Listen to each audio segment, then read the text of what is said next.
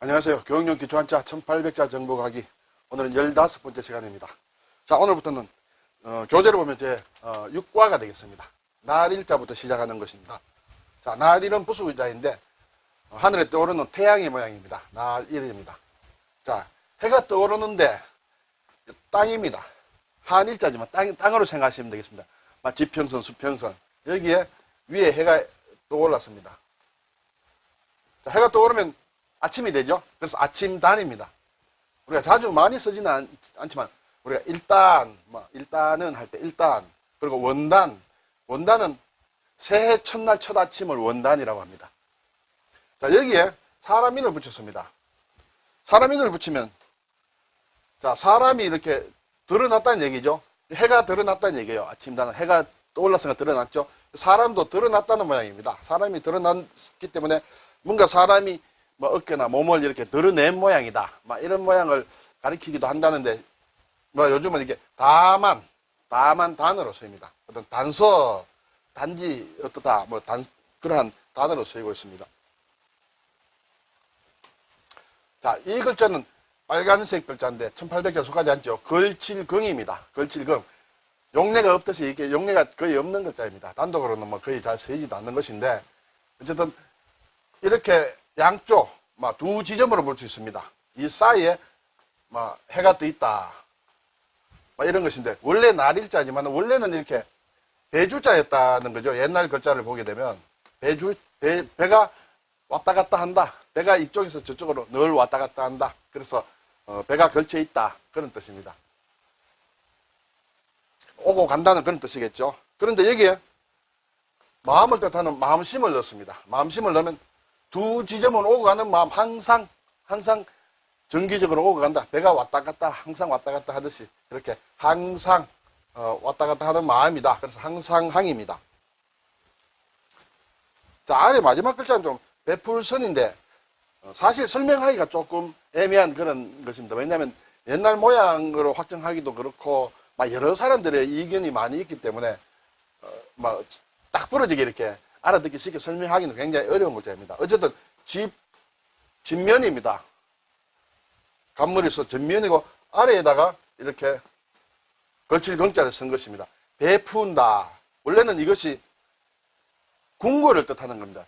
여기에 두루두루 모양이라고 했는데 배가 왔다 갔다 해서 두루두루다고 할 수도 있을지, 아니면 옛날 글자들이 좀 변해서 모양이 왔기 때문에 특정하기가 상당히 어려운 것입니다. 어쨌든 두루두른 집이다, 큰 집이다. 그 궁전이라는 뜻인데 임금이 어떻게 백성들의 힘을 베푼다, 정치를 한다, 그런 뜻으로 해서 베풀선이라는 글자로 쓰고 있습니다. 그렇게 이렇게 유래를 따지지 않고 외우는 글자도 가끔 있는 것도 괜찮습니다. 자, 너무 이런 걸 생각하다 보면 머리가 좀 아파질 수 있거든요. 날릴선이다, 베풀선이다, 선언한다, 선서한다 할 때 쓰는 글자가 되겠습니다.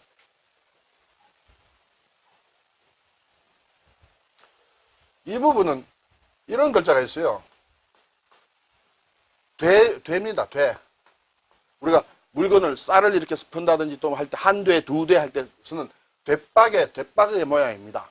그렇게 모양이 보이진 않습니다만 옛글자로 그렇다고 보시면 됩니다. 그래서 되성입니다. 되성. 되성은 물로 헛수 올리는 모양입니다. 그래서 해가 떠오른다는 것을 나타냅니다. 되성. 그래서 해가 이렇게 떠오른다 해서 오를성입니다. 우리가 승강기 할 때 엘리베이터 승강기 오르고 내리고 하는 것이죠. 오를성입니다. 상승한다, 위로 오른다, 승진한다, 이렇게 계급이 올라간다든지 직책이 올라가든지 하는 것을 승진이라고 하죠. 자, 여기 잔치연, 우리가 연회, 주연은 술잔치 얘기하죠. 결혼식 할 때 피로연, 이렇게 연회연입니다. 연회를 집 안에서 물론 하겠죠. 근데 여기에서는 집에 편안한 모양이다 해서 여자와 해가 있습니다. 자, 여기도 물론 설명이 많습니다만 해가 지고 여자가 집 안에 들어와 있어서 편한 모양이다. 이렇게 생각하기도 합니다. 그래서 잔치를 베푼다는 뜻으로 지금 바뀌었습니다만 잔치연, 어두울 명언도 위에 뭘 덮었습니다. 해를 덮었습니다. 해를 덮었으니까 어둡겠죠. 자, 그런데 여기에 또 왜 육이 와 있느냐? 이것도 상당히 설명하기 어려운 그런 글자입니다. 그래서 뭐 이것은 두 손이다, 또 사람의 입이다 해서 어디에 사람이 어두운데 갇힌 모양이다, 뭐 여러 가지 설명이 있습니다만, 뭐 단치연이나 어둘명은 이러한 자원의 설명보다는 이 글자 자체로서 좀 외워주길 바랄 뿐입니다. 명상록 할 때 명상입니다. 또 사람이 돌아가시면 명복을 빕니다 하죠. 어두운 곳에 지하에 간다, 어두운 세계로 간다, 그곳에서 복을 누리시라 해서 명복을 빕니다 이렇게 되겠습니다. 자, 여기서 창승할 창이라는 것이 있습니다. 해가 있고 해는 밝은 것입니다. 그리고 아래는 말한다는 뜻의 가로말입니다. 햇빛처럼 밝게 말한다, 햇빛처럼 밝게 이렇게 말하는 것을 창승하다, 힘이 차다, 그런 뜻을 가지게 되겠습니다. 여기에 입구를 붙였습니다. 이것은 힘차게 입으로 말을 합니다. 노래 부르는 것을 얘기합니다. 합창, 독창 할 때 쓰는 그런 모양입니다. 다 함께 노래하는 것을 제창입니다. 일제히 부르는 것. 애국가 제창 할 때 하는 제창이 되겠습니다.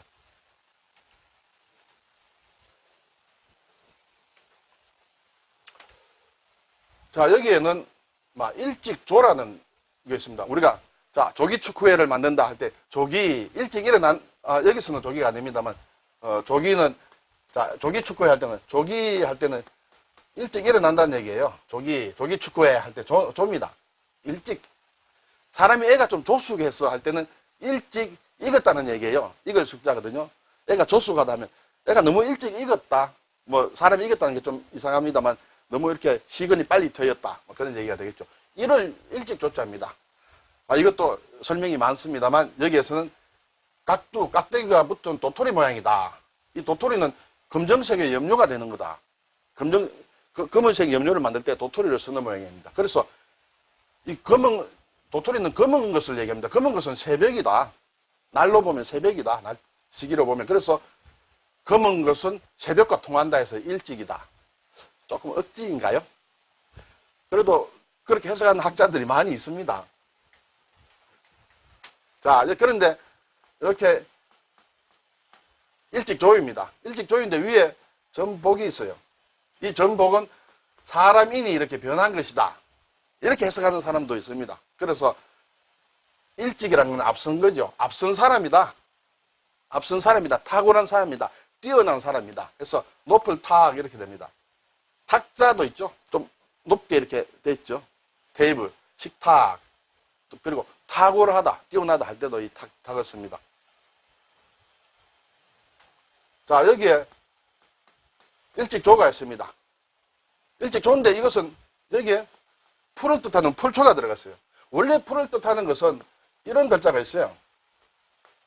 이게 싹철인데 싹철이 이렇게 두 개 있는 것이 풀초입니다. 원래 이렇게 초가 있었는데 이것은 주로 부수 글자로 쓰이다 보니까 일반적으로 쓰는 풀을 뜻하는 그런 글자를 새로 만들었어요. 자, 여기에서는 이 조자가 검 따는 것, 검정색의 염료가 된다 했는데 검따는 것은 뭔가 잘 모른다는 뜻과 통하죠. 그래서 뭔가 이름 모를 풀들이다. 그것이 잡다한 풀들이다. 많이 있는 것이죠. 그래서 풀초 이렇게 됐습니다. 초원이다. 초안이다.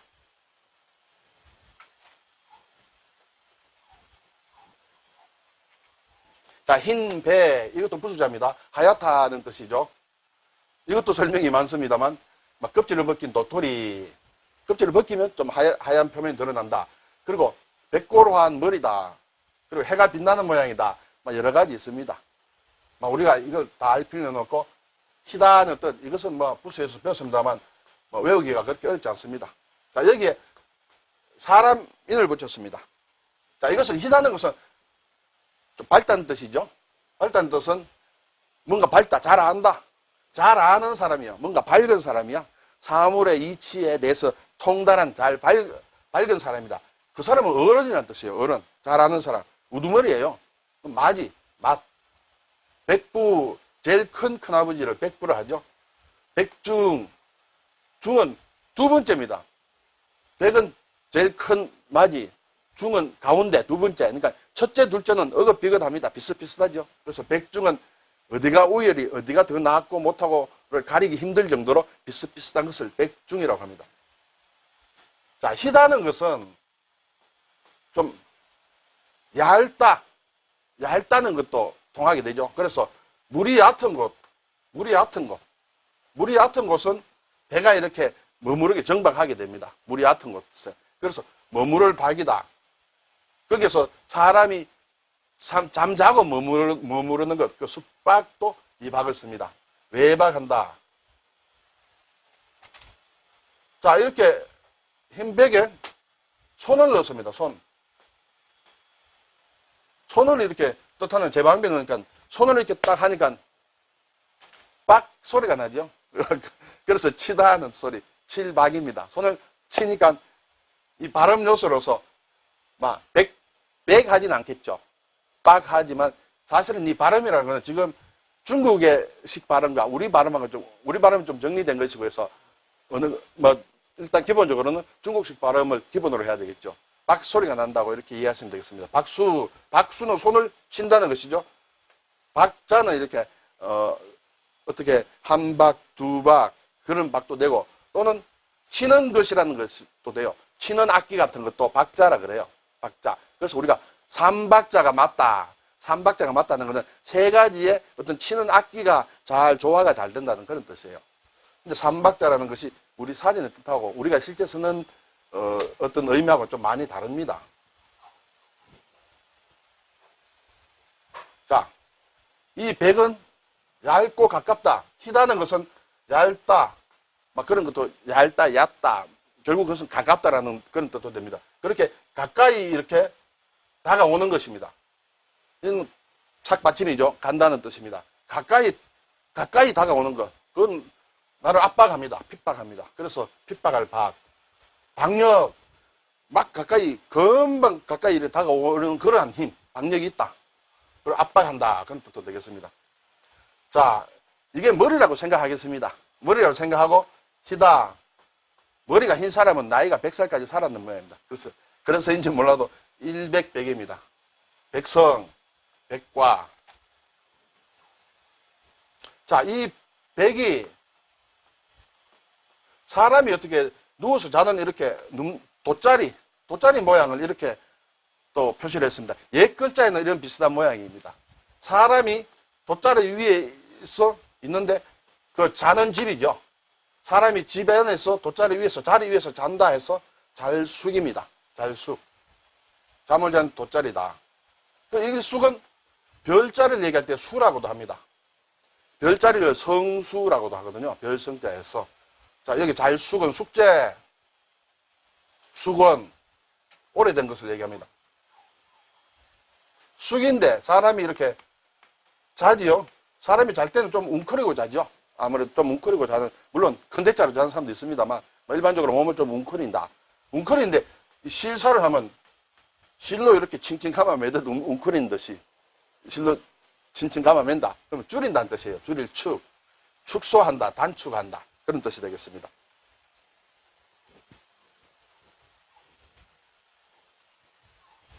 아무리 들어봐도 지금 좀 억지같아.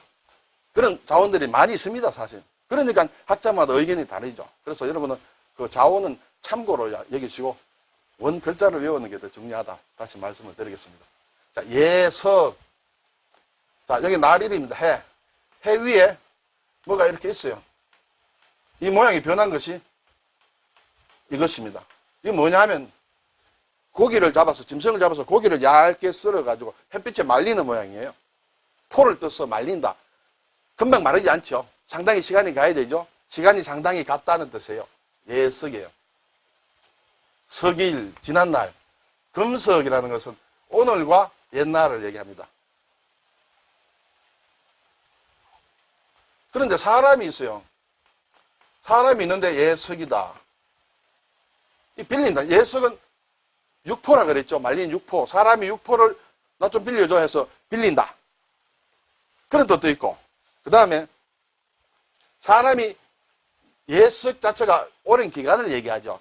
사람이 오랫동안 뭘 좀 빌려달라. 내가 오랫동안 좀 빌리자 하는 것이 빌리차. 이렇게 설명하는 사람도 있습니다. 차입한다는 것은 뭔가 내가 빌려오는 것을, 내가 빌려드리는 것. 뭐 주로 돈 같은 걸 얘기합니다. 여러분, 가끔 보면 장마당이나 서커스 같은 데 보면 이렇게 사람 위에 뭐 돌을 얹어놓고 뭐 쇠망치로 던진다든지 아니면 무거운 것을 끌고 온다든지 아주 무거운 차를 끌고 오지 않습니까? 그걸 차력사라 그러죠. 차력사. 차력군, 차력사. 힘을 빌려온다는 것입니다. 자기 힘이 아니고 신령한테 힘을 빌려가 기압을 넣고 나한테 힘을 좀 빌려주세요 하고 힘을 끄는 거예요. 힘을 빌린다는 뜻이에요. 차력사 할 때는. 자, 그리고 여기에 옛날입니다. 여기에 마음을 뜻하는 신방변을 넣었어요. 이 시간이 지나가는 것이에요. 오래됐으니까 시간이 지나가는 것입니다. 시간이 지나가는 것을 아쉽게 여기는 마음이다. 그래서 악기일석입니다. 석별의 정, 애석하다 할 때 적는 것입니다. 우리가 매점, 매석이란 말 들어보셨죠? 매점. 물건이 귀할 거다 생각해서 값이 오를 거다 생각해서 매점, 막 사들입니다. 매점, 사들이고, 매석. 앞에 매는 사들인다는 뜻이고, 뒤에 매석할 때 매는 판다는 뜻입니다. 파는 것을 아끼는 거예요. 팔지 않는 것이에요. 사들이기만 하고 파는 것은 아끼는 것. 그걸 매점, 매석이라고 합니다. 쇠건변에 예석이 붙었습니다. 이것은 겹겹이 쌓았다. 이렇게 아까 우리 예석을 할 때 여러 겹이라고 했습니다. 쇠 위에 여러 겹으로 이렇게 도포를 합니다. 쉽게 얘기하면 도장을 한다든지 칠을 한다든지 여러 겹에 우리말로 하면 코팅을 여러 번 한다. 그래서 원래 이게 뭔지 잘 모를 정도로 못 알아볼 정도로 여러 겹으로 둘러싼다 해서 겹치 모양. 그래서 어긋난다 하는 어긋날 착입니다. 차고 착각. 대중머리 밑에 여기에 밭갈경이 있습니다. 가래이죠. 밭 가는 것입니다. 그리고 예석입니다. 이 글자는 사실은 임금님이 친히 밭을 가는 걸 얘기하는데 가래로 흙을 막 쌓아 올렸다.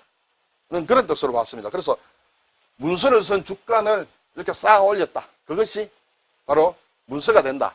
우리가 호적이다, 서적이다 할 때 쓰는 그런 말이 되겠습니다. 글자가 좀 복잡지만은 부수자를 제대로 배우셨으면, 공부하셨으면 이것이 가래레자라는 글자죠. 가래레는 나무가 있는데, 이 긴 나무가 있습니다. 나무가 있는데 이렇게 날을 2개 달았어요. 나무에 날을 달아야 제대로 단단해서 밭을 갈겠죠. 그래서 가래레입니다.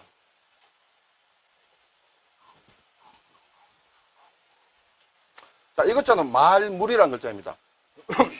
이렇게 보면 쌀포인데 싼다는 거하고는 관련이 없습니다. 이렇게 2개에서 말물, 말다, 하지 마라. 그런 뜻이에요. 특징이 없는 잡다한 병사들이 가지고 다니는, 전쟁터에 가면 깃발이 많이 있죠. 장군을 나타내는 장군기가 있고 또 여러 가지 깃발인데 또 일반 병사들도 잡다한 그런 길을 가지고 있는데 특징이 없고 색깔이 잡다한 그런 깃발이다. 흔한 것이다. 그것이 없다, 말다라는 뜻으로 쓰였습니다. 그래서 물론 논하지 마라, 당연하다. 물론 그렇지. 논할 것도 없다, 당연하다. 그런 뜻이겠죠. 물망초, 잊지 마라. 망은 잊을 망이니까 잊지 마라. 풀. 나를 잊지 마세요 하는 그 꽃말을 가진 것이 물망초죠. 자, 그런데 여기에 소우가 들어갔어요. 소우. 소는 소인데 색깔이 잡다한 얼룩소예요. 색깔이 잡다한 얼룩소. 조금 흔하다고 볼 수 있겠죠. 그래서 특징이 없어서 이렇게 잡다한 것이다. 물건의 대표라는 것은, 재산의 대표는 소가 되겠죠. 그래서인지 몰라도 소우가 들어갔습니다. 물건이다. 인물이라. 이 물건이라고 했는데 인물은 사람이지 않습니까? 사람에도 물을 씁니다. 물건이면서 또 사람을 나타낼 때도 인물을 쓴다. 한자가 그런 여러 가지 뜻, 비슷한 뜻 또는 아주 반대되는 뜻, 그런 뜻도 있는 것이 한자의 특징입니다. 자, 잡다한 깃발이 막 흔들립니다. 깃발이 흔들리듯이 마음이 막 흔들리는 거예요. 갑자기 마음이 흔들려요. 그래서 갑자기 호월입니다. 호련히 갑자기 홀 때는 대접을 제대로 안 해주고 좀 천시하는 것을 홀 때라고 합니다. 자, 여기에는 날일에 말물자가 붙었죠. 말물자가 붙었는데 이것도 설명한 사람들마다 좀 다르기도 합니다만은 이것은 빛에 따라서 색이 변하는 도마뱀 도마뱀이 평지를 쉽게 기어가는 그런 모양이다. 네. 그래서 바꾼다. 색깔을 바꾸죠. 카멜레온 같은 그런 것입니다. 카멜레온이 보호색을 띄어서 색을 자꾸 바꾸죠. 그래서 바꾼다는 뜻이 있고, 또 도마뱀이 평지를 기어가는 것은 쉽게 기어간다. 쉽게 기는지는 모르겠습니다만 쉽게 기어간다 해서 쉽다. 네. 평지를 기어가면 쉽겠죠. 그래서 안이하다. 또 무역이라고 할 때 무도 바꾼다는 뜻이고 역도 바꾼다는 뜻입니다. 외국과 장사하는 것을 무역이라 하죠. 자, 여기에 바꿀 여 있습니다. 또는 시울이 있습니다. 시울인데 이 앞에 돈을 뜻하는 조개패를 넣습니다. 낫다는 것은 아래죠. 그래서 돈을 아래에다가 준다. 아래 사람에게 돈을 준다. 그래서 준다는 뜻 줄삼이다. 사극에 보면 임금님이 사약을 내리죠. 사약. 그때 사자가 이겁니다. 죽을 사자가 아니고, 물론 사약을 먹으면 대부분 죽겠죠. 어쨌든 약을 내리는 약입니다. 하사한다, 하사금, 하사품 할 때 쓰는 글자입니다. 자, 이것도 바꿀 역하고 비슷한데 조금 다르죠. 나릴입니다. 해를 뜻한 나릴에 그런 글자입니다. 말물 위에 이렇게 하나가 선이 하나 더 있습니다. 이것은 볕입니다. 볕, 양입니다. 빨간색 글자니까 몰라도 되는 글자입니다만 이 글자가 상당히 사실 중요합니다. 자, 그래서 해가 떠서 햇살이 깃발처럼 길게 내리 비치는 모양입니다. 그래서 볕입니다. 그러한 땅, 그걸 마당이라고 합니다. 마당에 있으면 넓은 마당에는 해가 싹 비치죠. 그래서 흑토를 붙여서 마당장이라고 합니다. 장소, 시장 할 때 쓰는 것입니다. 자, 햇살이 이렇게 길게 비치듯이 손을 이렇게 들어 올립니다. 날린다, 날릴 양입니다. 해가 솟는 모양으로 손을 이렇게 들어 올리는 거, 날린다. 거양한다. 또는 태극기를 개양한다 할 때도 쓰고, 그리고 지양한다. 우리가 그런 말을 쓰죠. 삼수를 넣습니다. 물을 넣습니다. 물이 있는데 햇빛이 길게 비쳐요. 햇빛이 길게 비치면 물이 이렇게 더워져서 이렇게 수증기가 올라가죠. 그래서 끓인다는 끓을 탕입니다. 냉탕, 온탕 할 때 탕이죠. 목욕탕에도 그렇습니다. 탕약, 끓인 한방의 약을 탕약이라고 합니다. 우리 한국 사람들은 특히 탕을 좋아하는 거죠. 국물 있는 음식을 좋아하죠. 탕. 자, 햇볕이 해가 길게 비치는 언덕입니다. 좌부방입니다. 좌부방은 언덕입니다. 해가 길게 비치는 언덕을 볕양이라고 합니다. 양지, 한양. 그래서 옛날에 한양은 이제 서울을 한양이라고 했죠. 옛날에 산이 있습니다. 이렇게 산이 있고 앞에 물이 흐릅니다. 이 부분을 산 앞에 물이 흐르는 곳을 산 앞에 있는 것을 양이라고 합니다. 볕이 산 앞에 비치는 것. 그래서 한강이 흐르는 곳의 뒤에는 산이 있고 그것을 한양이라고 합니다. 자, 햇빛이 비치듯이 이렇게 길게 햇빛이 이렇게 길게 비치듯이 나무가 이렇게 길게 나무 이렇게 가지가 이렇게 길게 있는 것, 그것이 버들입니다. 또는 잎이 햇빛에 반짝반짝거리는 나무다. 자, 이 양이라는 게 우리가 양도 버들이고 류도 버들입니다. 또 수양 버들 할 때 이 버들 양을 쓰기도 합니다. 이런 버들도 있을 수 있고 또는 모양이 이렇게 생기지 않은 버들도 있죠. 햇빛에 받아서 반짝반짝거리는 잎사귀가 있는 그런 버들도 있습니다. 버들 양입니다. 자, 이것은 이제 길게 비친다는 뜻이죠. 길게 늘어난다. 몸에서 길게 늘어난 몸입니다. 몸, 장기. 몸에서 이렇게 길게 늘어나 있는 장기가 창자죠. 창자장입니다. 대장, 소장, 위장. 자, 이것은 번개가 내리치는 모양이에요. 알린다, 말하다 하는 신이 되겠습니다. 또는 잔내비를 뜻하는 납신이 됩니다. 이것은 번개가 이렇게 내리치는 것을 얘기하거든요. 그리고 번개가 내리치듯이 햇빛이 이렇게 또 길게 비칩니다. 그리고 날씨가 화창합니다. 화창할 창입니다. 좀 복잡한 것 같습니다만 요 글자와 이렇게 떼어서 보면 되겠습니다. 화창하다, 말을 잘한다, 유창하다, 그런 뜻이 되겠습니다. 자, 사람에게 이렇게 화살이, 이 화살시입니다. 화살이 길게 날아옵니다. 길게 날아와서 딱 맞춥니다. 그러면 상처가 나겠죠. 그래서 다칠 상입니다. 모양이 좀 바뀌었습니다. 이 화살씨가 이렇게 이런 모양으로 바뀌었어요. 그리고 길게 날아와서 상처를 만듭니다. 다칠 상입니다. 부상, 상처 이런 글자를 만들죠. 자, 아침조라는 글자인데 뭐 가만히 생각해 보면 되겠습니다. 해가 있습니다. 아침에 해가 뜨죠. 해가 뜨는데 저 하늘 위로 올라가지 않고 이제 아직 해가 떠서 얼마 되지 않습니다. 그러면 풀 사이에 해가 보입니다. 풀 사이에 해가 떠오르니까 아직 완전히 높게 떠오르지 않았습니다. 풀 사이에 해가 풀숲에 떠오르는데 아직 달이 완전히 지지 않고 달이 아직 남아 있습니다. 그것이 아침이라는 거죠. 조선할 때도 이것입니다. 조석, 아침, 저녁이죠. 여기에 삼수를 붙여보겠습니다. 그러면 아침에 물이 밀려드는 모양이다. 밀물이다. 자, 아침, 저녁으로 물이 들어왔다 나갔다 하죠. 아침에 물이 밀려드는 것, 그것은 밀물입니다. 그 물의 흐름이죠. 그 조류, 물이 흐르는 것. 무슨 사조라 할 때도 이거 그 물의 흐름과 관련이 됩니다. 자, 아침에 어떤 건물의 모임이다. 건물의 모임. 이 집엄은 건물을 뜻하죠. 아침마다 건물에 모여서 왜 모이느냐? 옛 돌아가신 임금님들 사당에 가서 이렇게 참배를 합니다. 그것을 사당이죠. 그 모이는 것이. 그래서 사당묘입니다. 종묘할 때도 그렇습니다. 문묘, 이것은 공자님의 모신 사당을 문묘라고 합니다.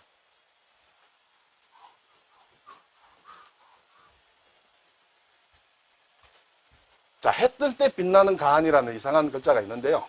빨간 거니까 몰라도 되겠습니다만 다른 글자를 만드니까 알긴 알아야 되겠죠. 이렇게 아침에 해가 풀숲에 떠 있다. 아침. 그죠?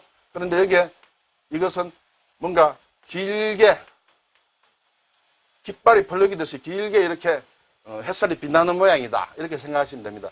여기에 다시 깃발이 날리는 모양 같은 이것을 세 글자를 붙여서 말을 건, 하늘 건, 깃발이 하늘에 날린다. 하늘에 날리면 또 뭔가 물가에서 마르기도 하겠죠. 그래서 건입니다.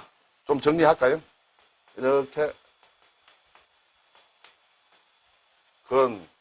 건조한다. 세탁기, 건조기. 건배한다. 배는 잔을 뜻합니다. 잔, 술잔. 잔을 말려버리자. 원샷. 잔을 다 말려야 됩니다. 원래 의미로 뜻하면 잔을 말린다는 것은 잔을 다 비운다는 것이죠. 건배하면 잔을 다 비우도록 마신다.